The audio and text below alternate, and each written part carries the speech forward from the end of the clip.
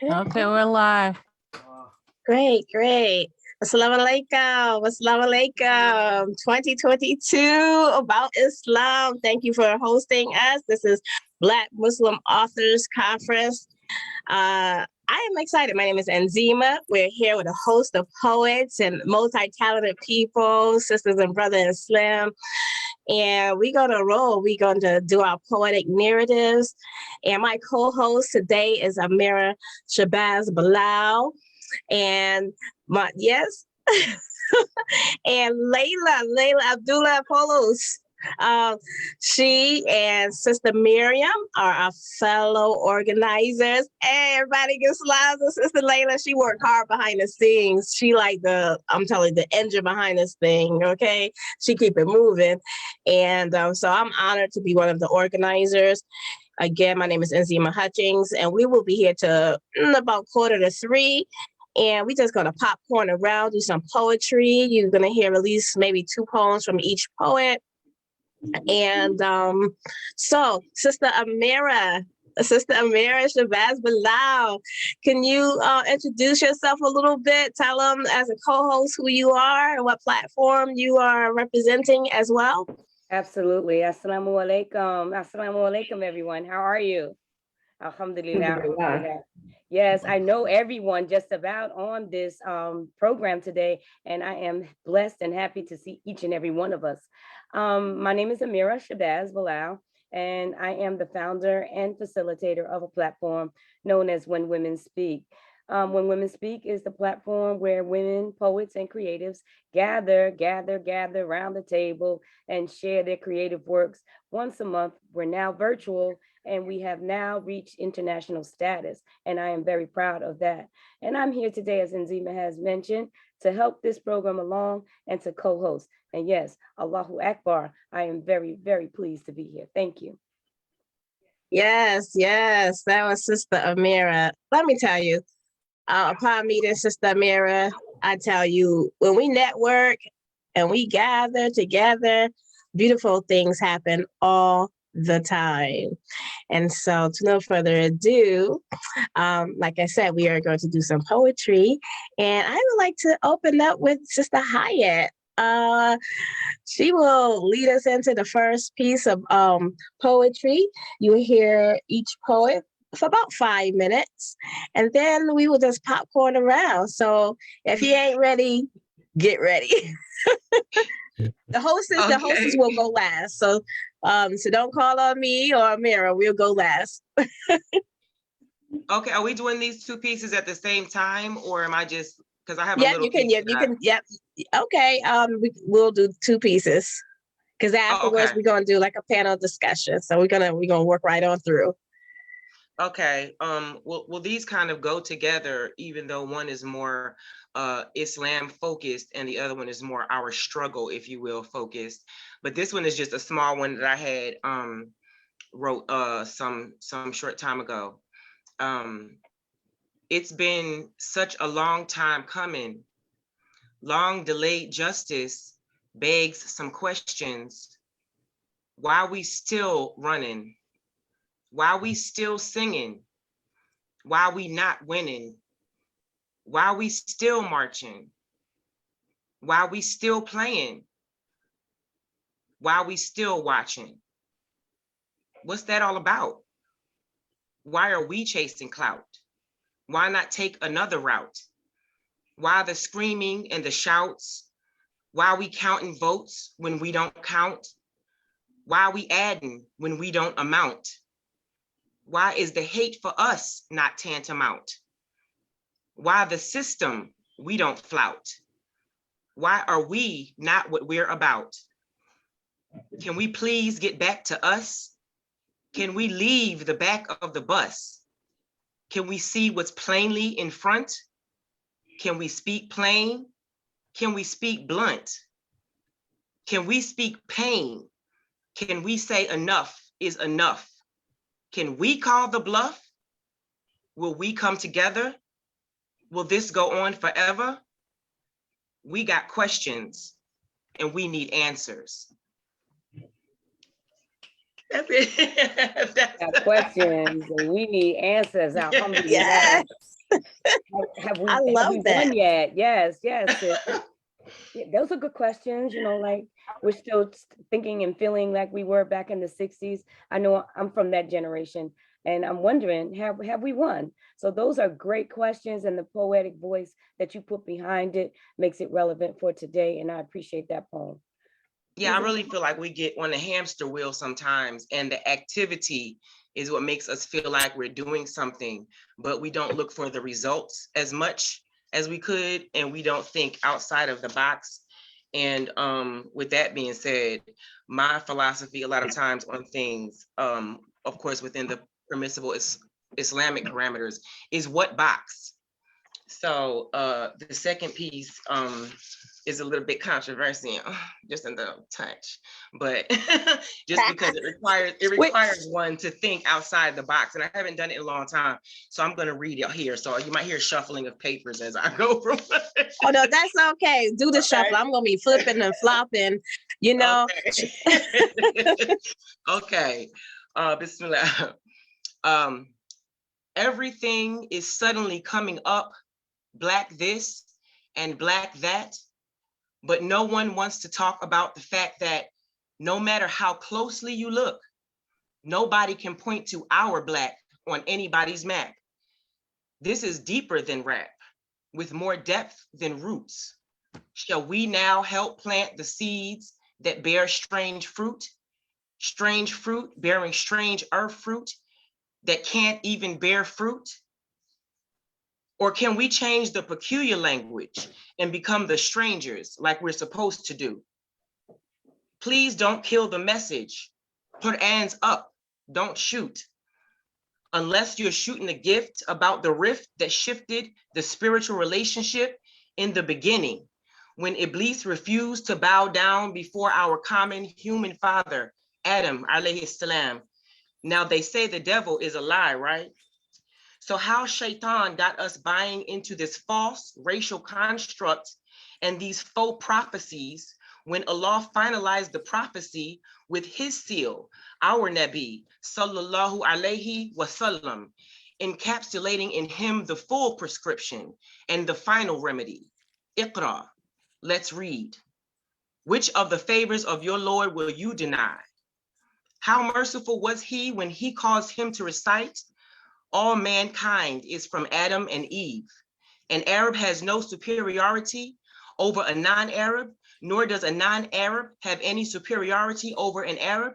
Also, a white has no superiority over a Black, nor a Black has any superiority over white, except by piety and good action. Learn that every Muslim is a brother to every Muslim, and that the Muslims constitute one brotherhood. Let's hold fast to that message and be reminders to one another. We should. It's like when you take chicken and add seasonings, then we can all make chicken taste so different, but at the end of the day, it's still all chicken, isn't it? And Allah said he made us into different tribes so that we may get to know one another. Did he not make us interesting enough? Enough with the foolery, down with buffoonery. It's time to serve the energy that serves us. How do we present a united front in the greater fight if we can't even concertedly act on the basic fundamentals of what's wrong and what's right? Instead, we've been on the same destructive vibe since the beginning of time, and we still don't see us in each other. What do we need? A fourth eye? To penetrate the fourth wall of the Telai vision, where you already know you can't find the revolution, the paradigm must shift from the cognitive dissonance inherent in the prolonged limerence that is our endlessly unrequited love affair with the descriptor that originated with our oppressors and those who told lies on Allah. If words have energy, then what Marvel characters' fictional powers do we need to defy the reality of that earthly dynamic? There is no Wakanda, Black Panther to the rescue, or vibranium, and no fiction or fantasies can fill in for the work that needs be done until a day comes when we can all recognize and say that you are not Black, I am not Black, we are not Black. Allah says we are all born Muslim, has to be Allahu wa ni'mal wakil, and we can leave it at that. Our job is to remind our cousins to get back on the right track. Remember, Sirat al-Mustaqim, Allah Musta'an, I must cry. The revolution will not be televised. The revolution cannot be televised because the revolution will not be based on the greatest lie ever told, nor can it be sold. The revolution will not be televised because the revolution will happen when you do the knowledge in your heart and in your mind. Yes, yes, Hayyat, yes, alhamdulillah. Hayyat, can you repeat that one line where you talk about we are not black, we are not black? Can you say that again? Yes. You are not black. I am not black. We are not black. Allah says we are all born Muslim. Hasbi Allahu wa ni'mal wakil, and we can leave it at that. All the way around, all the way around. Nzima, that and Hayyat and everyone else, that is what you call pure dawah through poetry, that griot voice. But you was teaching the whole poem. You said it was controversial. I didn't feel that way. I felt that you had a message, you put it out there, and there are people that are not Muslim that are listening to this program. You gave all of that Islam in that poem.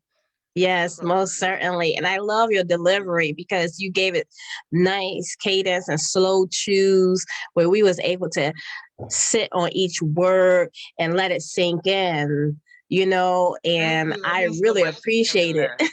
Thank you so much. Yes. Alhamdulillah. So we're going to keep this going. And just for our viewers to note, after everyone go through and do a few pieces, we're going to have some questions. We might come back and ask a question. We're going to talk about it because folks are saying things. You know, this is our narratives. We're sharing it with you all. But and I'm sorry, I cut you. I'm always cutting somebody off. I apologize. No, you excited. Keep going. What you wanted to say, Ameerah? If you're out there listening, put your questions in the chat. And when we get to the Q&A, perhaps some of those questions could be answered. That's point number one. Point number two, all the guests on the panel today, could you share the feed on the show on your feed so that we can up our viewing audience? There are lots of people out there that need to hear these voices. Yes. And I second that. And so that's a great segue to hear another voice. Yes, let's hear from the next sister, Sister Islah. How about Islah? Won't you come and grace our ears with your poetry, spoken word? Alhamdulillah. Wait a minute. As you can hear, I'm printing something out right now as we're speaking. Okay. So, okay. So no, I think we're good. So inshallah. Alhamdulillah, I was having technical difficulties this morning, but you know, we keep moving and give praise and thanks. Alhamdulillah. I have two to do. Hopefully they don't run too long. One is in memory of or recognition of the 4 Black girls who were killed in 1963 in the church as they were sitting in Sunday school. And the Ku Klux Klan had planted 19 sticks of dynamite around the church. So this is taken from the book that I'm finishing up called A Liberation of Numbers. Oh, I see, alhamdulillah. Yeah, it's about trauma, and I keep getting sidetracked by new trauma. So it's about peeling the layers of our cumulative trauma and how we get past that. So this is called 4 Young Girls Reading About Jesus. I have yet to discern why you were so threatened by the heartbeats of 4 young girls reading about Jesus.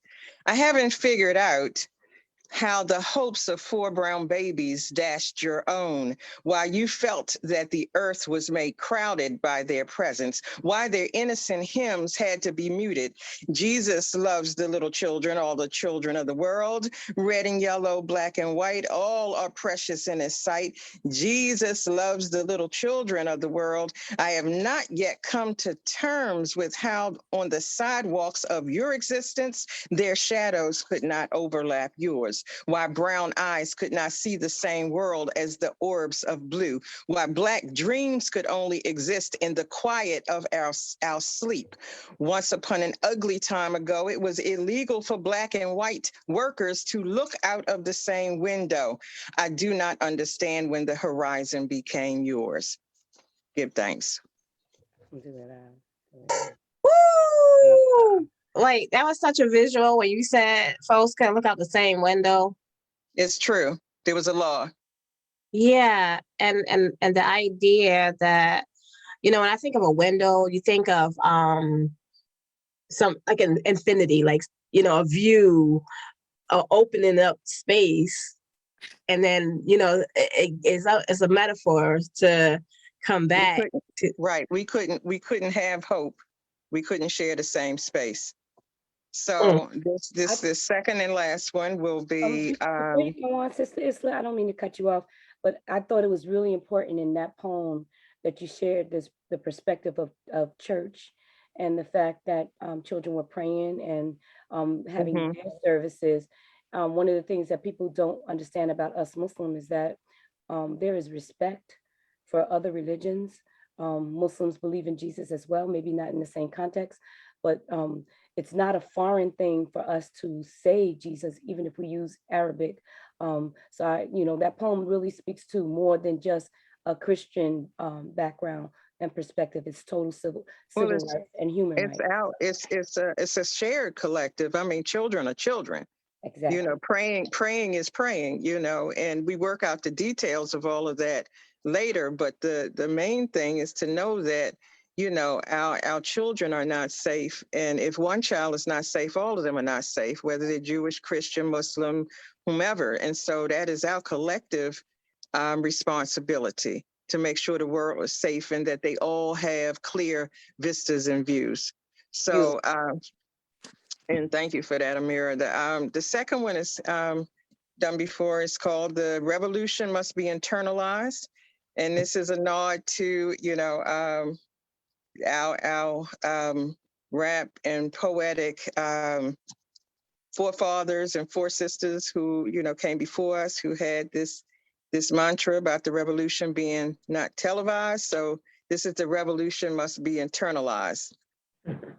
You will not be able to buy a front row seat on an online event. You will not be able to zoom in on Zoom or listen to the rebroadcast of a podcast. You will not be able to sign up for the webinar or have someone else summarize the difficult discourse, because the revolution must be internalized. The revolution must be internalized. You will not be able to meet up on link up. You will not shout catchy slogans. CNN will not cover it. There will not be a Time magazine cover, because the revolution must be internalized. The revolution must be internalized. You must earn your position in the ranks. You cannot buy your way in. To march with the real foot soldiers, you will have to repent from your sins. It will not be funded by corporations or through predetermined donations. The revolutionary handbook must be revelation. The revolution must be internalized. The revolution must be internalized. You will not be able to show your support by taking out ads, by donning T-shirts, posting posters. There may be no crowds to crowdfund it. There will be prayers before there are screams. You will have the epiphany of your dreams. It will be fought on the middle path and not in the extremes. The revolution must be internalized. The revolution must be internalized. You will not be able to use PayPal to pay your dues. Your big bank account might even count against you if it's hoarded or misused. Please free up your mind and don't be confused. Your wealth must be be used to send something ahead. Real revolutionaries pay it forward so it can multiply after they're dead. The revolution must be internalized before overview prayers are said. The revolution must be internalized. The revolution must be internalized. It will not feature celebrity artists and activists and influencers. There will be no strident voices with clenched fists. There will be no hashtags or reposts of posts. You will not debate over strategies or ideologies. It will not be tear gas that causes your tears to flow freely. It will not be a new affront that spurs you to action, that makes your light bulbs go off, that causes you dissatisfaction. It will not be the threat of the police that makes you take your moral high ground. You will not stand shoulder to shoulder or lock arms, but to bow down. Your most meaningful progress will not occur on Main Street or in the square, over East or downtown. The real revolution may occur when there's no one else around. Your hands may be up in the air or your face on the ground when what you've been seeking has really been found. The revolution must be internalized. The revolution must be internalized. The revolution must involve life-affirming, transformative change. The revolution must be led by God-conscious women and men, the sober, the humble, who believe in angels and jinn, who know that one day the sun will rise in the west, who realize that all of this has been a divine test, that a righteous revolution is one that is blessed. The revolution must not just lead to worldly success or to temporary justice and peace, but to a real contentment and lasting relief. The revolution must reinforce a divinely revealed order. All life is sacred. No one owns the water. The earth has its rights. Man doesn't control any border. There's only one king. He has no partner or son. He is the all-aware, the most high, the one. He created our colors, put us in tribes and nations so we might know each other and pass that knowledge on to future generations. No one is superior, whether black, brown, yellow, or white. In the end, it's what's inside that fuels the righteous fight. It's not your skin color or gender that makes you right. It's not your father's knowledge that makes you shine bright. It's praising the one who created the day and night. Our goal must be to get our souls right. Our goal must be to bask in his light. Our goal must be to bask in his light. The revolution must be internalized. The revolution must be internalized. The revolution must be internalized. Give thanks. Oh my, get that All energy right, going, y'all. The Alhamdulillah. revolution must be internalized. Yes, ma'am, you I brought that. kept wanting to say, there won't be no selfie pics. You know how folks show up? No They like, Twitter, no I was Facebook. there. And I'm like, yeah. No, that's not happening then. No, that's not happening. No. Wow, that was Wow, powerful. explosive. You're blowing up the Alhamdulillah. chat, Sister Islah. I love the way you Alhamdulillah. I love the way you updated that and brought it current. Although even if you left it in the past, it would still be current. But you broke our whole feed with that one, and we are ever so Alhamdulillah. grateful. Alhamdulillah. And Yes, before- we can't wait for that book. I'm gonna be first she's in got many line. books. She's got many books. We're going to talk about that in the question and answer, Nzima. But I would I'd like to tell you right now that you are surrounded, Sister Islah, by your loved ones in faith and in humanity. And one in particular, the only man on this show, was a former. I know is my I know who that is.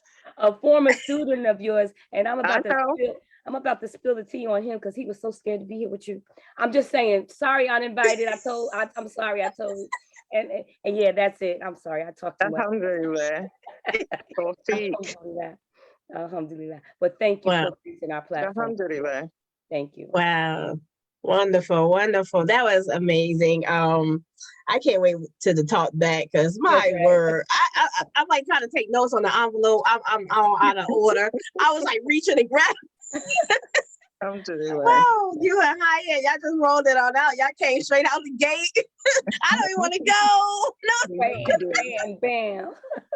Yeah, you do feel like that. But let's just remind everybody that one of the beautiful aspects of poetry that has been around since the beginning and all throughout Islam is that we don't expect any two people to ever sound alike, ever. We have our own voices, we have our own experiences, we have our own thoughts, and that should be evident in our work.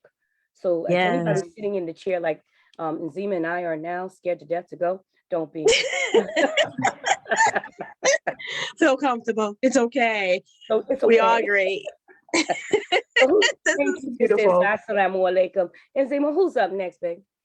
So the next person I would like to call is Sister Naimah. Naimah. Let's hear it from Naimah. Naima's Continue new to here. Be Post gentle, questions in the sister. chat. Oh, can you hear me? Yes, ma'am. Yes. Yes. Assalamu alaikum. Malik Salam. This is something I wrote back in 2012. It's called Searching. I am stuck. I want to get back to you. I'm searching on how to find that closeness I used to have with you. I read your word, but for some reason, I'm still searching for you. I pray 5 times a day, like you say. Oh, how do I find that closeness again when things don't go my way? You say you are closer to me than my jugular vein. I'm still stuck. Help me to get back to you. You plan and I plan, but you're the best of planners. Help me to see your plan for me. I am stuck. I want to get back to you. I want to get back to you. Help me to find that closeness I used to have with you. Woo! I love that in your voice. Is that a radio voice? Okay. No, It's definitely a storyteller voice. And Right. Thank you. Naimah, That was powerful. That was a great reminder. You know, you think about a jugular vein and, you know, when you feeling, you know, lost in a space and to know the closeness. That was a great reminder. We needed all of that. yes, ma'am. The calmness of it, the story that she was trying to tell. And just as she was reciting or reading her work, there were comments in the chat that asked, oh, so this is a poetry platform. And I responded, no, it's a writer's voice platform. It's true, lots of the people that have gone on have recited or read poetry, but we can also do memoirs, et cetera, et cetera. So Naimah, thank you so much. Thank you. You're welcome. Yes. Yeah. And I accepted that like a poem. I you know, it is. I think I like to play with the title Poetic. So you have poetic narratives, poetic monologues, poetic internal monologues, you know, and we flex. And what I love about that piece, you know, because I'm sure there are spaces that are a little wavering. Sometimes you feel a little lost and you feel questioning, you know, that question, and you humanize folks who are in that space, you know, and that remembrance. So yes. So you have another piece for us, Sister Naimah? I don't keep talking. Yeah, I have another piece. It's called I Wish I Was That Chick. I wish I was that chick who did not care that you were married. Then I would insist that you always come to me, not caring about her feelings. Just a tender mind. I wish I was that chick who thought only of herself, who did as she pleased with no regards to anyone's feelings. I would say it's me or her, never mind the fact that I just met you a month ago. Never mind the fact that we have so much in common. Your kiss is like honey. I am that chick. It's like, damn, how did this happen? I am that chick who wants you so bad that I want you to make a decision. I am that chick who wants you so bad, I'm willing to put my feelings aside so that you'll be happy with or without me. I am that chick who wants what's best for you, even though it may not be me. Ooh. Wow. Give that up. It's Yes. morals, isn't it? Yeah. We're doing that today, right? Yes, We're doing that today. wow. It's important to have morals, isn't it? I'm just saying. Yeah, some people don't, but you know. Know when to walk away. Right? Yeah. So subhanAllah. Once again, Naimah, from the crew, everybody here, we thank you for sharing your work. Thank you. Thank you for having me. You're welcome. Yes. I'm so excited. I get the chance to hang out with Sister Naimah on the Every Kind of Lady Writers Cafe. And, people spill multi talents. They just spill it right out at you, just dump it and just pour it and stuff. And then you get shocked and you hear a little piece like, all right now. I love that. I love that. Speaking of which, the next sister that we're going to bring up, you're talking about multi-talented. Every other week she pulling something out her hat, right? Uh-oh. This week she a Van Gogh painter. Last week she was a drummer. The week before that she was a poet. The week before that she an exercise guru. I'm going to stop because she's going to slap me when she see me because I'm telling everything. I need to be quiet. Ooh, what's her name, Nzima? Who we bringing up? We bring a sister and the stone, Latifah. Assalamu alaikum. Alaikum salam. Welcome. Okay, so since she told all my secrets, I'm a jack of all trades and a master of none. But anyway, so I'm just going to start with a haiku. I think this is my first one. And thinking about myself and all those things that I try to do, I just try to stay busy. So this is my haiku. Birds of paradise has a surprising blossom. A late bloom, I rise. My poem, The Gravity. You guys can hear me, right? Yes. This is your man. Yeah, that's mine. And that's what you're gonna settle for. I'm gonna stick beside him. You see, this is a story of love. Remembering part-time finances, the hustles, and still making ends meet. Moving from 800 to 32 square feet. Remembering good times and trying times, shattered glass, flattened tires and escapes. Time in dark places, growth in different spaces, strange encounters. That if I coulda, woulda, shoulda, broken heartstrings and the gravity. 12 dozen hand-picked roses, laughter in limousine rides. Long walks, the feel of toes in warm sand, the sound of waves, all the while holding hands. Holding hands on restless nights, holding on for dear life. Holding hands through trials and triumphs, holding hands while slumber befalls us until the dawn awake us. Sabah el-Khair.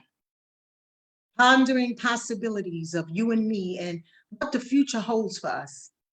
Long summer days written in the stone. Slow kisses, blended bodies to souls and the gravity. Falling in and momentarily out of love.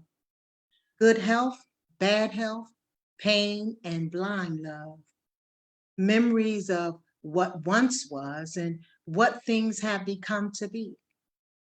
Healing is a journey with no time limits, no ending, no straight lines, full of curves, regressions, and forward momentum into future hopes. You see, this is a story of love, of slow kisses, blended bodies to souls, lifting pardons in palms to sky, extending hands to rise from each prayer, sunrises, sunsets, aiming for heavenly victories and the gravity. Woo! I love that piece. Man, I almost feel like do it again, but I won't. The long walk of love, how to end up at the end of that road of marriage through the years. And it ain't all gonna be sweet, like just like your poem said, through sickness, through health, happy times, walks on beach, reminding each other for the Fajr prayer. That poem, yeah, that was a life story right there. Thank you. Yes, thank you. And I just love the storyteller voices all of y'all are having today. This is going to play back nicely. We are gonna be like, ooh, Okay. All right. Thank you so much, sister. You had a lot of hearts up in the chat. Just loving every drop of it. Thank you. Thank you. Alhamdulillah. Okay, so we're gonna keep this thing going. So next we have our next sister. You want to call our next sister Ameerah? Absolutely. This is a newbie. She's getting around. I'm going to call to the stage Sister Al-Jathiyah. Assalamu alaikum. Wa alaikum salam. I just love the way you say my name. Is it wrong? Oh my God. No, you just have your own twist that you put on it. It's Al-Jathiyah. But I just love the way you say it in particular because it sounds a lot like how my father would say it. Alhamdulillah. Alhamdulillah. So sis, welcome to the platform. I'm going to mute myself and allow you to spill your heart. Let's go. So I'm going to follow in everybody's footsteps. I have two poems. If I can find the second one, it's about racism. Okay, here we go. The first one it's untitled, but it talks about racism. And then the second poem is for a young lady that I knew growing up.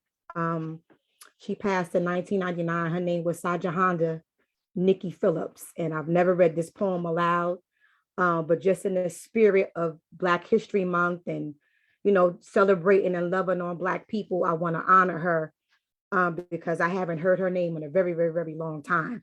So whoever's out there listening from that old crew, this one is for her. It's called Saj. I stretched my arms out for you, wanting to hug you again. I miss you. There are so many things I wanted to say. Wish I could have told you that I love you. I loved your locks, the way you talked, your smile, your African princess style. I know you hated it when I teased you about your long, skinny legs. I miss you. I miss your laugh, your friendship. I hated the way you chewed gum, always popping and smacking in between talking to Miss Baraka. I thought that we would get a chance to take that trip to Atlanta. There was always some place that you wanted to go. You were always wishing and hoping and dreaming and fighting. Remember when you promised to come and live with me for a little while? I knew not to hold you to it. You always moved around, never could sit still. I miss you. Sometimes I can feel you around me. A warm energy surrounds me when I think about you and all the good times we shared, the laughter, the tears. I thought that I would get to wave goodbye to you and you would be able to wave back. I miss you. I miss talking to you about the revolution. I miss your singing. I hear you screaming, Asada, Sonia, Amina, Angela, Yasmin, Sister Soldier. I just hear you screaming, Sister Soldier. I stood there at your grave as the warm sun and cold winds stirred my emotions that day. I still don't know how you died. I tried very hard to hold back my tears, frustrated tears, angry tears, revolutionary tears. As your casket lowered into the cold, hard earth, I closed my eyes and I saw you. I saw you smile. I saw you laugh. I saw how you love your son. I saw you love yourself. I saw you love the people, still fighting, pumping that fist for the people. I saw you struggling and praying. I saw you working your behind off for Raz's campaign, the people's campaign, Newark's campaign. I saw you hold your fist high shouting, power to the people, power to the people, all power to the people. And then you looked back at me with the sunshine in your eyes and heaven's cool breeze blowing through your locks. And you said to me softly, you, my sister girl, I'll see you at the crossroads and tell Ameerah that I love him.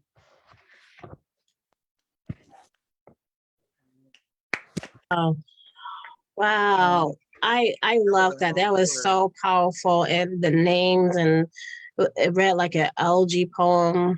Yeah. I was thinking that, it was a reminder of what people who are now memories to us and live in our hearts, how we feel about them, and just reminded that, death is a surety for all of us. And maybe we should start recognizing and giving people their roses while they're alive, and at least telling them that you love them, and, giving useful words as we stay this side of the earth. That's what it made me think of. Okay. Yes. I'm getting back into this writing thing. So with everybody's help here, I'll be able to move up a little bit. The next one is called Racism. I've not even actually finished writing this one because I just have a lot that I want to say in terms of everything that's just going on in America and with racism and Black people and police shootings and so on and so forth. But I'm just going to give you what I got. Racism is Hitler and his horsemen smiling through gas chamber windows. Racism is the National Guard and prison officials beating and shooting and gagging prisoners who beg for food and better conditions. Racism is hooded white devils burning crosses, burning churches, burning Black men at the stake. Racism is little Black boys and girls being spit on for wanting to go to school with little white boys and girls. Racism is the embargo against Cuba. Racism is no computers, no books, no recreation for our ghettos. Racism is Rodney King getting his behind kicked. Racism is walking through piss and garbage in old Stellarite Project hallways. Racism is Amadou Diallo. Racism is Fred Hampton killed in cold blood by one-way bullets. Racism is the Tuskegee experiment. Racism is a white woman accusing a Black man of drowning her babies and all of America believing it. Racism is the killing of Eleanor Bumpers. Racism is Strawberry Danette Daniels being gunned down in the middle of the street. Racism is Tamir Rice and Trayvon Martin and Sandra Bland. Racism is George Floyd calling out for me, I mean his mama. Racism is Amir Locke in 9 seconds. Racism is our students in Newark not being celebrated during Black History Month and images of people who look like them. Racism is that thing that reminds me that you call me a nigger. Racism is that knife that cuts me, but you can drink my blood and taste my revenge because it's coming. Woo. Thank you. Fire. Racism is still here. And that was a powerful piece, Al-Jathiyah. You said it wasn't finished, but I don't know what more you can add to it, but go forth. And I love that you brought into light some of the everyday things that some people take for granted. You mentioned having recreational activities, devices, and different things. And, you know, that is right when this COVID thing happened, when everybody was said to, okay, go home, everything shut down, we're going to use laptops. So the mom that got 4 kids, they got different classes, different ages, well, they all, need to go to school and they all need to get on some kind of device to click on to be in school. Well, I mean, I don't know how many computers everyone have in their homes, but do we have like 6 computers? Like, do we have the mom got to work, the dad got to work, the whoever, whatever, your family dynamics is, but just knowing that was like a lot, that was heavy, so economics plays a heavy role on a lot of things. So I heard a lot more, but that really, for folks who don't think of racism in different forms, that might be one. Those folks who think that racism doesn't exist. Yeah. Ma'am. Well, thank you, Al-Jathiyah. Very powerful piece. Thank you for joining us on the platform.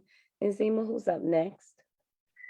Okay, so we have up next our brother Uninvited Maine, a return from last year at the same platform. So we are happy to have you again to embrace this platform. Your voice is powerful, and so boom. No further ado, let it rip. Let's go. Thank you for having me. So I'm going to start actually with my Umi used to say, pray 5 times a day. My Umi used to say, pay zakat on Fridays. My Umi used to say, make Hajj before you get old. After Shahada, my Umi used to say, love your wife. My Umi used to say, The one rule in poetry is to respect everyone's poetry. You're my son, which means you're an extension of my soul and heat. So when people see your demeanor, then they'll know it's me. My Umi used to say, education must be your first priority. Genesis lies about our inferiority. Our bloodline demands seniority. Those in authority claim we're cursed, so we need a savior. Tell us to turn the cheek while they build a country in our name off unpaid labor. My Umi used to say, watch out for these women out here, because some of these women out here want some of these women out here. Treating their significant others as their magnificent mothers has turned sisters into belligerent brothers. This has switched the roles of lovers. Observe who you're seeing. Check the Adam's apple. Make sure they don't stand when they're peeing. If a woman won't allow a man to be a man in the relationship, chances that woman doesn't want a man in her relationship. My Umi used to say, son, if you're going to be a poet, don't be a poet for the poets, be a poet for the people. Because nowadays poets are too spoiled, always seeking sequels. And my son will not be anyone's jukebox, unable to readjust the stereotypical lust for watermelon. My son will use his verse to remove the curse of his father's felons. Words slung from your tongue will expunge his record. Erasing the past won't erase the fact that you're not together, but life is a class and your forgiveness may be his most precious lesson. My Umi used to say, all friends aren't friends. Some are spiritual, weak, and can't fathom complexity of Al-Islam, calling you a armchair revolutionary, claiming you're weak because they're unable to decode the logic in the hadith, saying Prophet Muhammad was a slave master, but they could never show you receipts when they're mentally weak. My Umi used to say, pray 5 times a day. My Umi used to say, pay zakat on Fridays. My Umi used to say, make hajj before you get old. After shahada, my Umi used to say, love your wife. Everybody screaming, and it was a reason we put you at the end. The only brother in the house, and you really spoke those words. Wow. That singing, where'd that come from? It was always there. Are you muted, Uninvited? I think you're muted. Yeah, you might be muted. So Uninvited and opened up the gate with some music, some song, and Nice. Okay, I got it. oh, there you go. So we was asking where that voice come from. Yes. Well, I mean, that's that. Well, you know, I was born in 1980, so I guess that song came out the early 80s, so I remember that.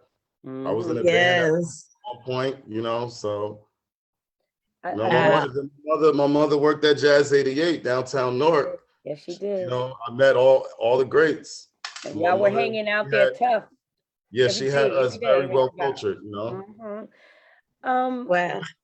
I like the fact that everything was connected back to your Umi.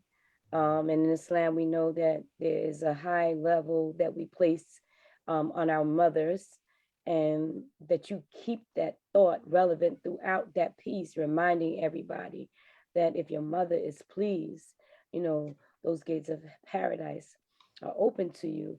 And I love the reflection of, she taught me these things, and no matter what I do out here, I know right from wrong because I was taught well. I love that. I love that connection. Thank you.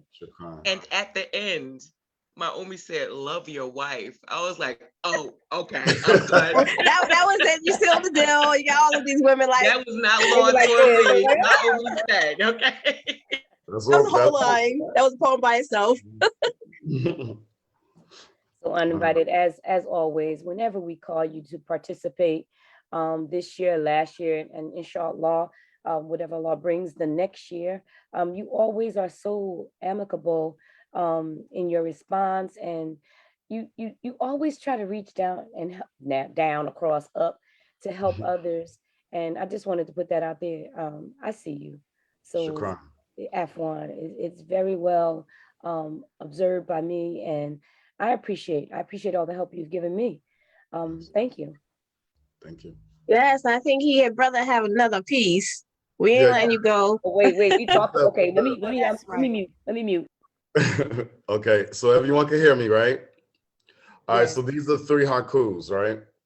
So I usually just say the title, then I say the haiku. George W. Bush. Islam ain't terror. If you want to see it, George, look in your mirror. Shaitan, having faith in you is having faith to lose. That's why I choose Allah. A daughter's love, a conspiracy to kill Farrakhan. You loved your father to death. Oh. This is the first poem that I ever wrote about Islam, period. You know, and this is the one that I take it everywhere I go, because I just want people to know that I'm 41 now, no longer considered the youth, but when I was doing this, I was in my early 20s, and I just want to know that, want a lot of Muslims to know, non-Muslims to know, that there are all these different perspectives about growing up Muslim or just being Muslim, period. My Islam. My Islam is nothing more than Allah's original plan, the evolution of who I am. It's for those who have been classified and crucified, genetically victims of victims who were forced to listen to lies. Growing up Muslim in a non-Muslim country was an obsession of avoiding hell and ensuring my ticket to heaven. Speaking my mind led most to think I seek spiritual pity, calling me a terrorist, but I didn't bomb Oklahoma City. I did not vanity envy those who hold their own financially. I did not kill Princess Diana because I thought her engagement to a Muslim was a travesty. I did not trade you patriotism for pagan visions, criticizing music, labeling its spirit evil and mean. But what do we celebrate when we celebrate Halloween? Proclaiming pimping is living the wrong way, but thanks to Columbus, we celebrate prostitution every time we celebrate Thanksgiving Day. It was a cold summer night when 3 kings brought baby Jesus gifts and dinner. So why would I celebrate his birthday in December? The calendars of today and yesterday simply don't match up. Isn't it odd they finally put Ramadan on the American calendar after the Twin Towers blew up? May I mention, the invention of religion is big business. Money made off leaders' use as verbal tools is financial food never given to me and you. Gandhi did his best to end racism for me and you, until he was murdered by a fellow Indian Hindu. Dr. King, traditional Christian, killed by fictional Christians. Some said he wasn't tough or he wasn't white enough, so they gave him a death sentence and put his soul in handcuffs. Malcolm X, non-traditional Muslim, killed by traditional Muslims, ambushed by his own kind when his lifeline came up missing, because when he was told not to speak the truth, he refused to listen. In my opinion, most children should have a decision. You should not always baptize your child without their permission. My Islam is not my condescending constitution, my rehab of a resolution, nor is it my salvation from spiritual prostitution. My Islam is not Arab Muslims coming to America with their racial issues, treating Black Muslims like they're not official. My Islam is not new Muslims fresh out of prison, seeking romantic religious assistance, hoping to get the okay to marry my sister who's 14, old men looking for fresh meats, lion and a mouse, looking for a slave, not a partner or a spouse, sex him down, raise the kids, cook and clean the house. My Islam is not Biggie Smalls dying and I'm 16 years old crying, older brothers in the masjid teasing the youth. Baby, haha, that fat boy died. Islam teach love and peace, not hate. So teacher, I guess you lied. My Islam is Muslims and Christians no longer fighting, never divided, finally united, but the righteous uninvited, brothers and sisters. Be human, not hitless. Listen to your children when they attempt to make a point. As far as raising my children, I will give them a choice to be pro-religion or to be pro-voice. After reciting these words, I will have Muslims and non-Muslims debating me. Still, my Islam is my life, and you cannot take that away from me. My Islam. Oh, Lord. Oh, my goodness. And did we say Sister Isla was your teacher? We Yes. needed to have gone to that class. Oh, well, you know she's gonna speak. Go ahead, Isla. Our connection goes past that, but I'm not even gonna go our connection. That's It my does go. family. Yeah, That's yeah. my Yes. family. for life. Oh, That's my family. we see that. Can you see my cheeks? You see that my cheeks are like all the way up on They're on my top of your forehead. earlobes. Yeah. I'm They've telling- been there since I saw that he was sitting there. So I'm good. May I just add, calling- Sister Isla okay. doesn't look old enough to have a 41-year-old student. Yes, it does. Can we say that? Okay. We don't crack. You don't look old enough to have a 40-something-year-old student. Well, you Excuse know me, what? Al-Jathiyah. It was Sister Isla and I. He's Thank my you. student. Yes, And Sister or Ameerah. Sister Ameerah. Alhamdulillah. But yeah, Alhamdulillah. Tawfiq, alhamdulillah. You are Decline. family. Your family, You my look good, salams. Sister Ameerah. All of Yes, all. you do. Wow. But Wow. bringing it back to the only brother on the Muslim Writers Forum today, sharing his passion and his words, especially in that last piece. We have responsibilities. We have responsibilities to teach not only our family, our immediates about Islam. We have that responsibility to give the word out there. And what better way to do that than through poetry? They may not always listen to a lecture, but they will kind of soften up if it's given to them on a platform such as this. So I'm appreciative of everything that everybody has shared. Thank you, Uninvited, for being Decline. invited. Wow, bravo. And I love, can I just say that piece where you said, don't do it for the poets, do it for the people. You did that for the people. You did that for the people. You know, everybody, you guys are, woo, like I said, if you didn't catch it from the beginning, you got to catch the replay. Start from the top. We had all the folks that came before you. We just rolling on out. Just rolling. There's no respite. We just boom, boom. We giving it to you powerfully. Sister Ameerah. Sister Ameerah. Man. Come on, do your thing, Sister Ameerah. I am not going after that.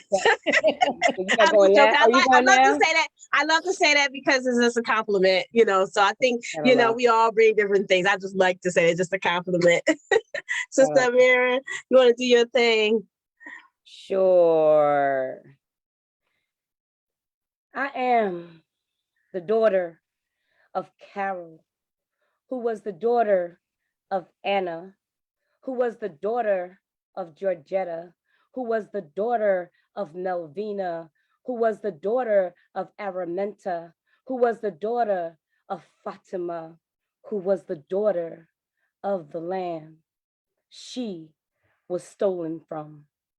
Diversity spills from my being inside and out. Muslim women, we are all people. When he from above said be and it is, and I was later crafted from your rib, unapologetically crooked, and he said to straighten me means to break me. He knew you'd try. I am she from the beginning. When we were pushed out from the heavens, I received the blame for our wickedness, our nakedness, and our shame. You enjoy my pleasure. I grow strong from pain. So call me Hawa, call me Eve. It is all the same. I am all women. Ethnic tribal beats pump my heart, mixing my blood with immigrant paths. Countries, regions, fertile crescents lay claim to me. They know who I be. Call me female, I birth nations, I birth nations, I birth nations. And to the brother who taught me to call myself Bilalian, then taught me to reverence the womb that bore me, I be the testament of she who brings life. To the inebriated soul 2 steps from death, who called out to me as she wept, go back to your country. You shared your ignorance. You taught me hate lives here, but this is my country. My country 'tis of thee. To the man in Walmart who yelled through slanted eyes, Hindu, get out my way. You see our beautiful wrappings as scars of gray. I am not oppressed. To the lady who asked me if it was true in my country, men could have more than 2. For sure it is 4 or more. And this right here is my country. I stand corrected. I am a soul without country. I belong nowhere. Islam is my lifestyle. Islam is my lifestyle. It is my life. To the girl who left me the sand nigger note, I be black. I am beautiful. I be, and I understand you're wanting to be me. To the cousin who said, I wear mammy-made clothes and my pajamas to the beach. Does my modesty offend you? Please take a seat. To a nation who called out in the streets, terrorists go home or suffer defeat. Being black, female, and Muslim makes me a triple threat. I understand, but I have no regrets. To the man with the cat whistle who winced when cuss words spewed from my lips, hitting back, slapping faces as you watch my hips switch. I am woman, phenomenally so. Watch my glow. Don't let the hijab fool you. It gives the illusion of a mute, but my spirit be totally brute. I make mountains split. Be very careful of my teeth's grip. I am woman. Do you shower with your hijab on? Why don't you just take it off? Are you hot with all that on? Do you believe in Jesus? Can you just be my girlfriend? I ain't looking for a wife. To the man I married who asked me to be like Mary, mother of Isa, modest and pure, Fatima, emulations of her father, strength and secure, Khadija, a believer through odds be against her. I see her, the disobedient one, but in a righteous way. I am she, I am black, I am woman, and I be Muslim. I am unapologetically me. I am enough. Wait, did I? Okay. I wasn't sure you was finished. Wait, I get two? How many do I get? You get two. You get two. We got time. We got time. And I'll roll in there. Can I just say I love that, and I'm going to shamelessly shout out this is pages. It is a part of that anthology. If you want to see those words in print. Yes. Yeah, I do. Yeah, we can talk about that in like maybe the question and answer part of this. I have a choice of two more poems. I'll do the one that I like the best. For the freedom fighters everywhere, not just here, but there and there and there, in Haiti, in Cuba, on the West Bank, and right here on the corner of Broad and Marquette. I saw the people raise their voices when their fists were red and swollen and bleeding, bloods of lands work belonging to you and me. They raised their voices, sometimes it rained like melodies of pain, in songs and music and poetry and dance and poetry and dance and poetry.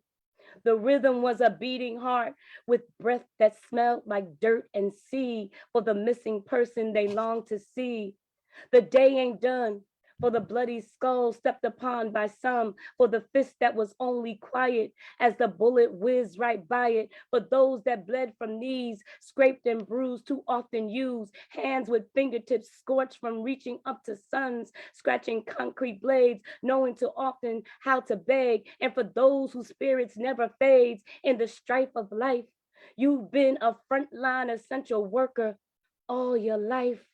From the moment placenta fed earths, from things you made, from the moment you gave fruit, your fire be claimed by blowing melodies of flutes in heaven for you. You held the flag up and the fort down, waited in waters deep. Faith kept heart to whatever we'd meet. Heart's pains of murkiness often void of bliss.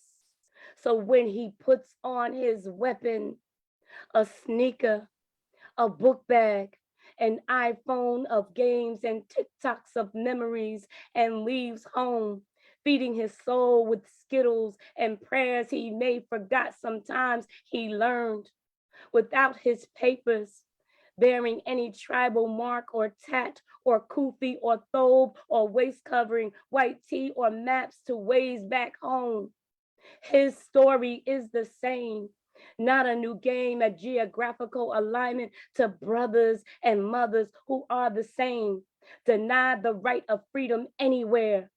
In his blood is the fire that will not die. So he takes out his slingshot and his rock and he lets it free.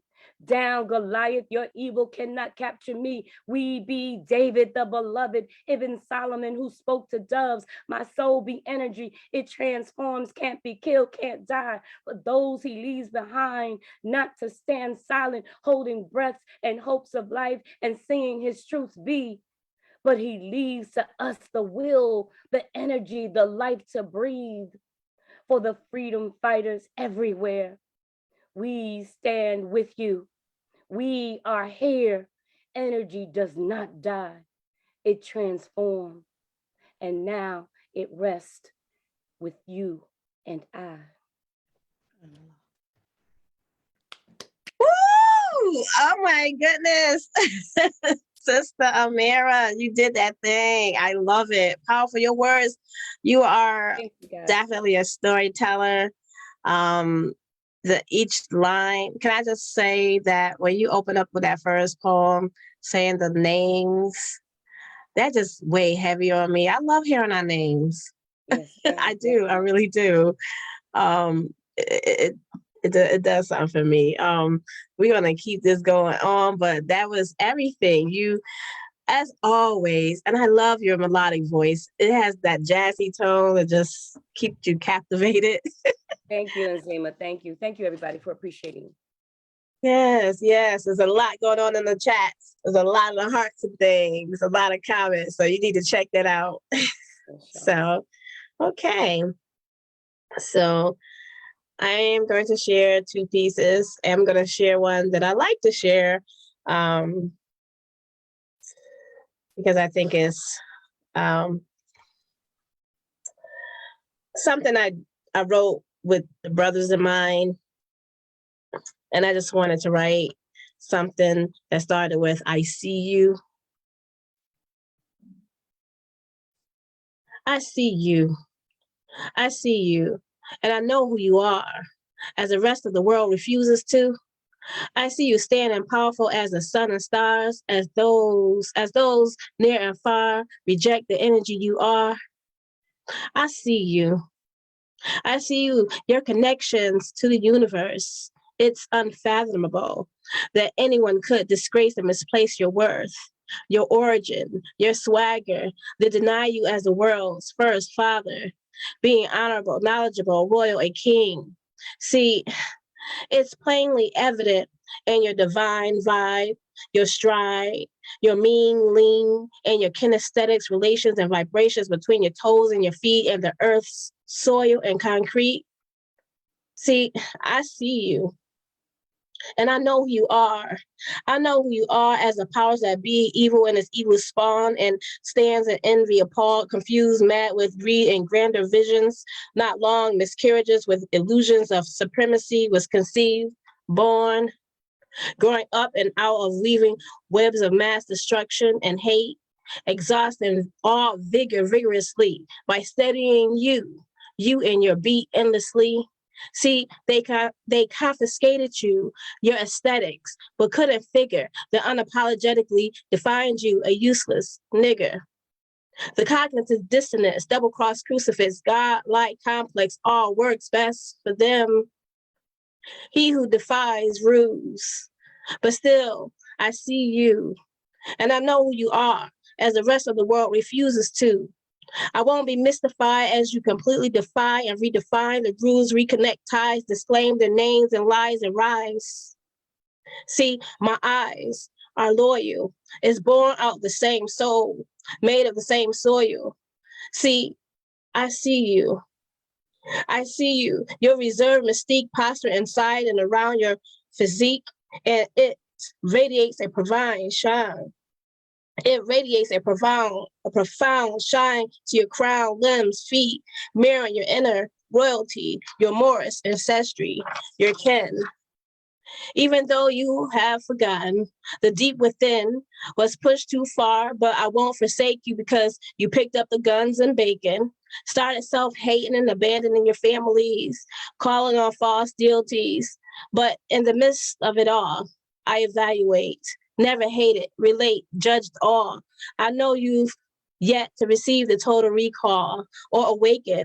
See, they Frankensteined you, nigga reframed you, renamed you, arrested developments in you, commoditized you, know that you a fool, rewrote history in school as a tool, claimed it a mystery, fed it to you like it was honey and bread you fed. All is not dead. I see you. I see you. I see you. I see you burning holes in the old masters' beds. That's why they keep watching and killing you.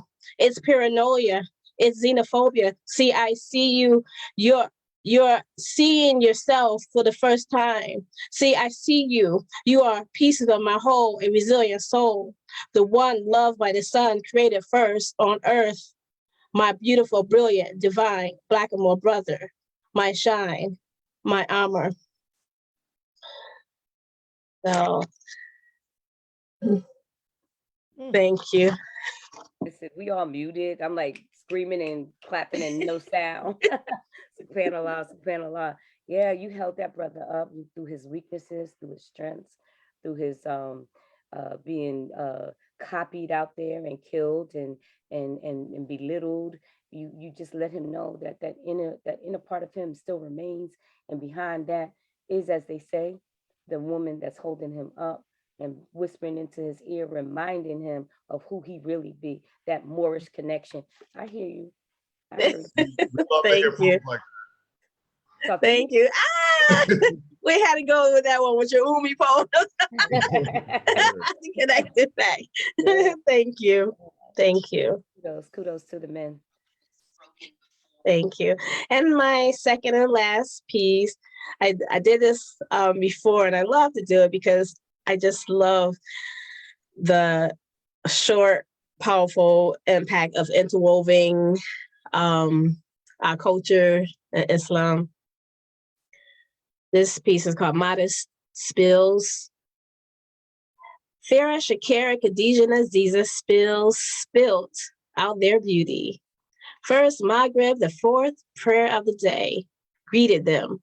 After the completion of their prayer, they said Assalamu alaikum to each other. I uttered, and peace be upon you, because see, I knew the lingo. Next came out the sweet tea, sweet potato pie, and bean pies. Their clothes was fly, colorful, and ultra feminine. Grace unbelievably genuine. The flow and glow were divinely incredible. They interchanged urban slang with Arabic. Their face all framed uniquely with wraps and hijabs. Light and royalty dripped off of them. Like a scene in Coming to America or Wakanda. I even felt the urge to cross my arms over my breasts. My lips spilled the words, forever. My heart was without rest, moving and flipping and moving, wondering and questioning, how do I get in? How do I become a Muslim?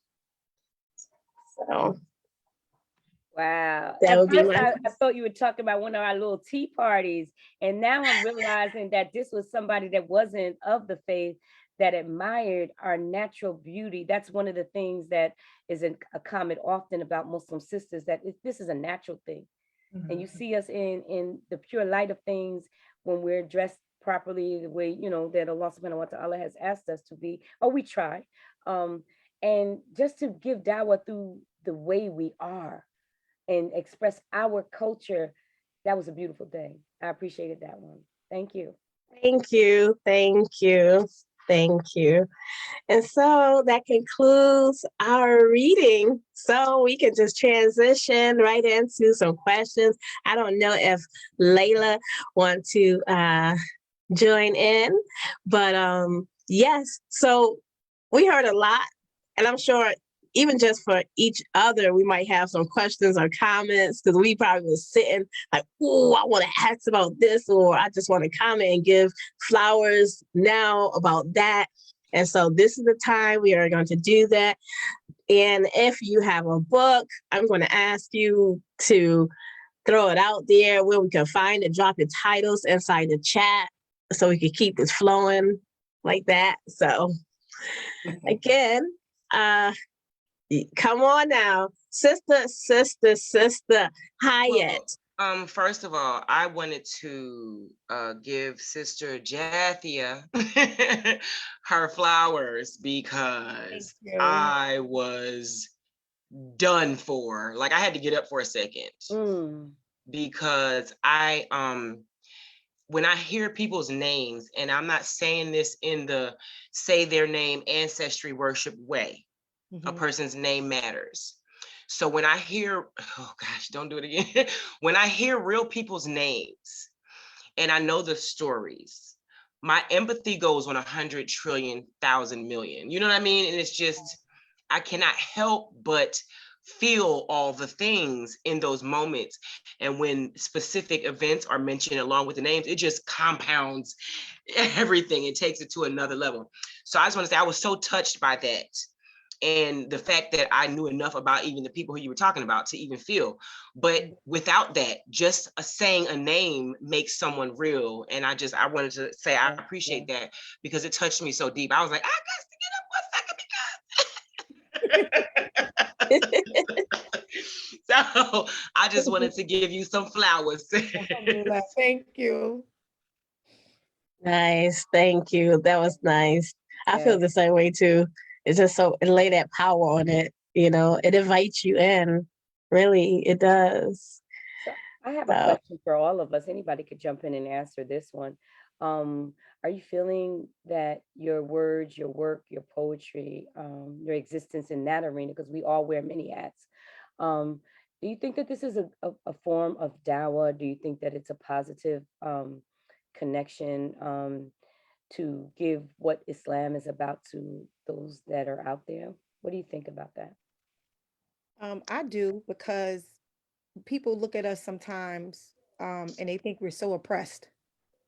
And so when they see women and our brothers speaking, and we're on Facebook Live and we're in public and we're saying these words and, you know, communicating and connecting to all of these life events and worldly things that are going on, they don't think we have the ability to do that. So it speaks a lot to what we're not oppressed with. And it just lets other people know that we are human. We love Allah, we love God just like they do, but we just have a lot to say. We have a lot to say. And there's nothing wrong with us sharing it. And it also just lets people connect with us as Muslims, because people have so many stereotypes about us. But when they look at forums like this, where we could come together and share our experiences through words, and everyone here has something different to say in a different way, I think is one of the greatest forms of dawah, when people could just see us as just as human. Yes, I concur. Folks saying, you know, you wear your hijab in the shower. Like, do you take a shower with that on? You just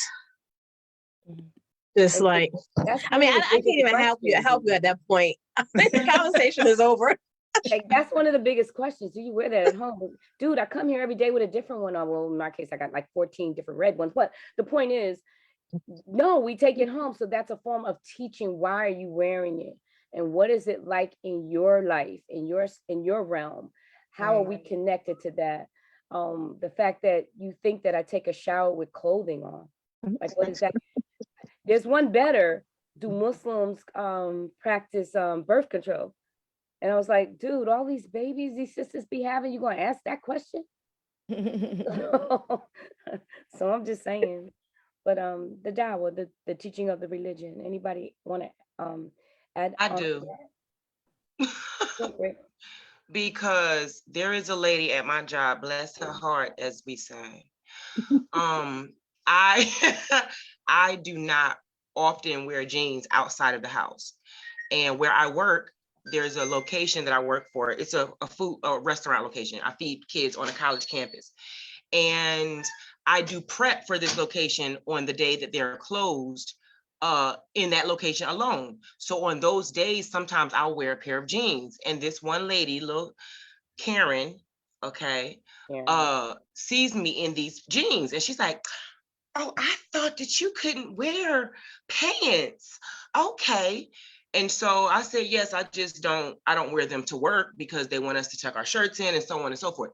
And so since that day, I wear a skirt to work.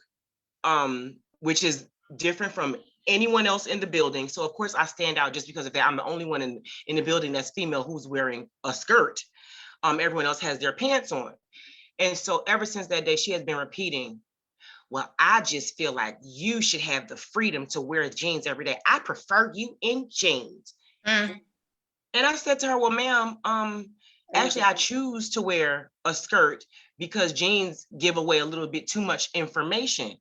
And she just, that seemed to fall on the deafest of ears, because I think that she thought she was going to be able to eventually, by her commentary, rescue me from myself and the oppression, I guess, that she perceived me having to go through because I insisted on wearing this skirt. So there must be somebody making me do that. So her words were going to assure me and affirm me. And if you think you should be able to wear jeans, ma'am, I prefer you in jeans. You prefer me. Okay.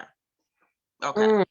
So to have to tell her that there is a conscious choice being made every day to be modest, she literally didn't seem to know what to say in response to that. It was just, I don't know. I don't even know what happened inside her mind, but she did not know how to respond to, wait a minute, you're serious about you want to, oh. So, You know?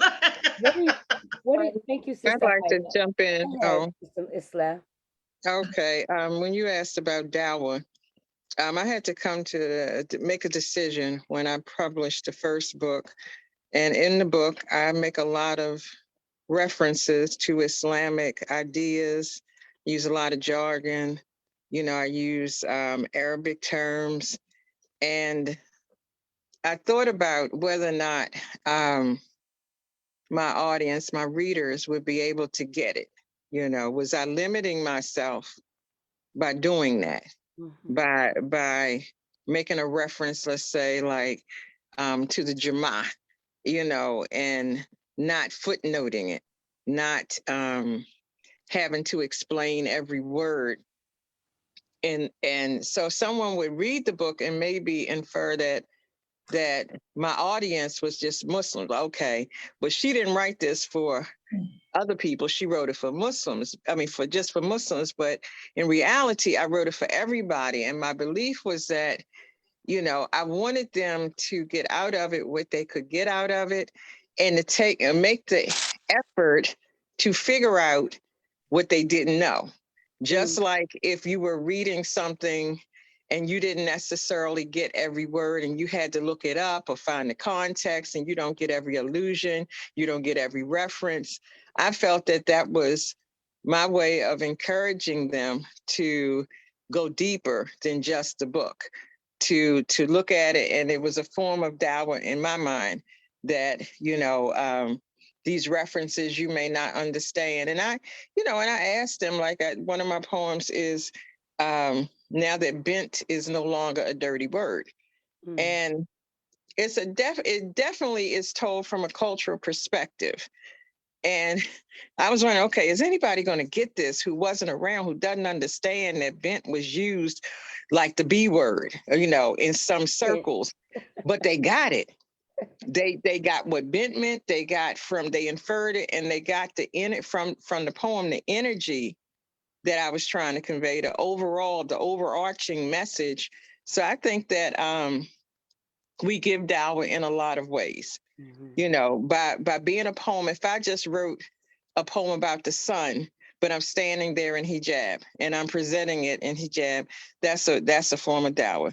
If I'm writing about Islam and Prophet Muhammad, sallallahu alaihi wasallam, and you know, that's dawah. There are, like, when as Nzima was saying, when we reflect on the same things that are affecting everybody, all of humanity, whether it's COVID, whether it's racism, whether it's gender bias, misogyny, whatever it is, if we do it from our perspective, then that is dawah, if we are being true to who we are as Muslims when we do it. Absolutely, absolutely.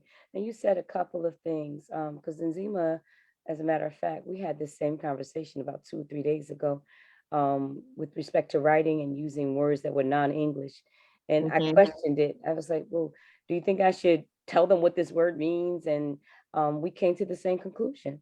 If you were in other circles and they use terminology that you were not familiar with, you would not, or we usually do not expect them to explain it. We get out a dictionary or we Google it at this point. And so the same should happen with references to conditions, words. Or you let it, or you just let it ride. Yeah. And you allow them to get what it was meant for them to get. Exactly. You know, you may not understand every single word, but do you get the gist of the message? There are English words that we don't get. So that was the point that we came up with. That's it. And then the last thing I want to say is when you referenced, and I read that before, the word bent, no longer being a dirty word. Be careful. And we're going to have a lot of girls running around here named Bent, like we had a lot of boys running around here named Ibn. I'm just saying. Whatever floats your boat. Listen, I love this conversation because it's important. That was like the best question, because, you know, even the last poem I read, I really just wanted to highlight that we feel beautiful. We feel like we have a light. We have a light, you know, the way we dress.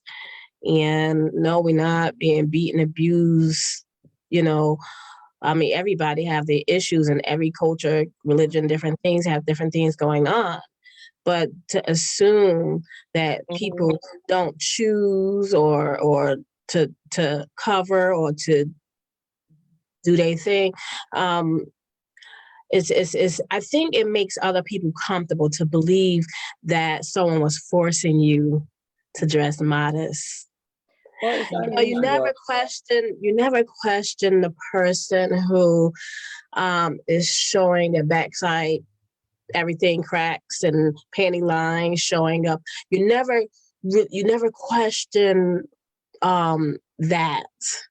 You feel like, oh, that person is free, but you never think the person is free to choose to do certain things, to cover or to eat a certain way. Like, oh my goodness, you can't eat. Oh, you just, I mean, it's endless. But doing this, sharing our narratives, celebrating our words, our culture, what we do every day, that's powerful. We get to, before someone else get to do it, we get to do it. Before someone else tell us, well, you know, they had to this, that, and the other. Like, no, you heard it from them. You heard it from their mouths. You know, it's just like when Ramadan come around, like you're fasting. No one's looking over your shoulder. There's no fasting police, you know, watching you to see, did you drink something? Did you eat something? Did you sneak and do it? And tell everybody, yeah, I'm fasting. I mean, not that you run around and say that, but it's that self thing that you listen to. Well, you understand what I'm saying? So I just think it humanized us. So that question was like the most powerful question. Okay, so it's getting close to it is an hour. I just wanted to give everyone a chance. If you have a book that you've published or you have out there in the works, about to be published, another book or whatever, please pop it in chat and mention it. So this is the time to share that. There's a large audience on the About Islam page to share that. Anyone want to start? I know Sister Isla says she have a book coming out. Would you like to start with your future project and your book you already have out? Get the title and pop it in the chat. Okay, I'll put it in the chat, but for right now, I'll say that I have 2 books that I've published. One is called, and it's a shame, I had to look at the book to remind myself, but I published 2 books in 2016. One is Random Lamentations, Protest Chants, and Affirmations, and selected works and from 1976 to 2016. So I just picked things I had written over those, I think 40 years or whatever, and tried to summarize it. And it really around the theme of protest, of Islam, and my understanding of Islam and the application of it in America as a Black female. So trying to share that narrative. The other one is I have a reference book that I did, the Islamic Book of Lists, that came out in 2016. And the one that I've been working on, I'm working on about 3 at the same time, but I'm almost at the end of, I'm editing the book called The Liberation of Numbers. And it's about how it really was born from the idea of George Floyd and 8 minutes, 46 seconds, later changed to 9 minutes, 26 seconds, and how these numbers, whether it's 3/5, 1519, 13th Amendment, these numbers become triggers for us.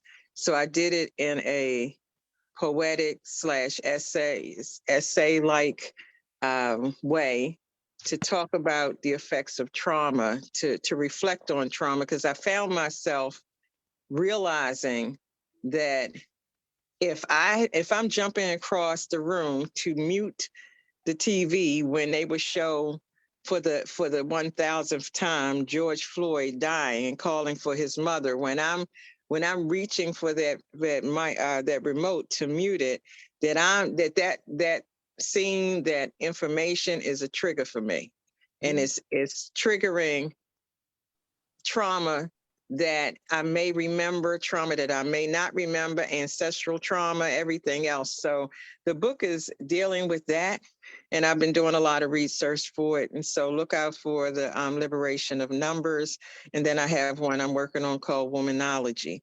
And it's just about being woman and that journey and how we manifest that in a society that wants us to morph and transform based upon the needs of the greater society and not who we are naturally, how the Creator has made us, has created us.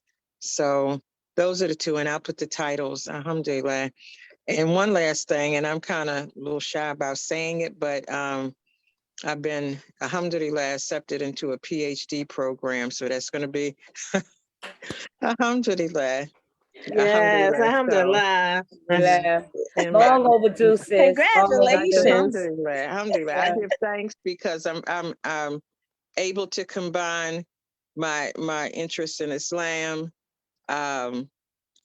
education, and who I am as a Black woman all into one, and that's going to be all involved in my dissertation. Yes. Wonderful. Alhamdulillah. So I'm excited about that, but I'm also humbled. And so alhamdulillah, I just want to encourage everybody to keep moving. Don't let COVID, don't let the politics, don't let I think I'm one of the senior members here sitting on the panel. So to say to my younger, I mean, I may not be, I don't know who's hiding age, but I'm just saying, keep going, keep striving. You all make me very, happy to be amongst you in this sisterhood. Alhamdulillah. Thank you, Islah. Yes. I don't mean to cut anyone off. Definitely, this is a very valuable conversation, but the program has ended. We are over our time. Sister Islah, I sent you a personal chat. I'll reach out to you later. And Nzima, do you have any closing remarks other than the fact that the time is upon us? I want to say humbly thank you. Everything that you all shared today, I'm sure it was dawah. It has landed in my heart, gave me energy. It pumped up my heart in the right places. So get this heart monitor. I wanted to say, if you have links and book titles and everything, go to the Facebook and also drop the link there. So that way the link will be live in the chat. And also, we sent, using the same email that I sent you all, I will send you all an invite, or you all can just start sending. We have open submissions. So the Black Muslim Authors Conference, NBA Muslims and Muslim Reads, and every kind of lady. We all in collaborating, trying to put together an all Muslim poetry book. And we would love, your poems to sit in a nice Muslim poetry book, and we can share it and celebrate you all. Feel free to reply to that email where I sent the link out to send a submission. And if you know any other Muslims, let them know that we're trying to get an all Muslim poetry book. So I will just put it out there. So we're gonna close. I'm sorry. I'm so rude. I'm so sorry. No, go ahead. Oh, because I was just gonna run my mouth. Oh, you understand the math? Okay, subhanAllah. Thank you all. Jazakallahu khairan for everyone who joined the platform. We hope to see you again on our next program next year. It's an annual performance, our annual share. This is the Black Muslims Writers, Authors platform. And thank you all out there in the viewing land who have watched the program and stuck through the questions and answering. At this time, I'd like to close the program with a surah from the Quran. أعوذ بالله من الشيطان الرجيم بسم الله الرحمن الرحيم والعصر إن الإنسان لفي خسر إن الذين آمنوا وعملوا الصالحات وتواصوا بالحق وتواصوا بالصبر.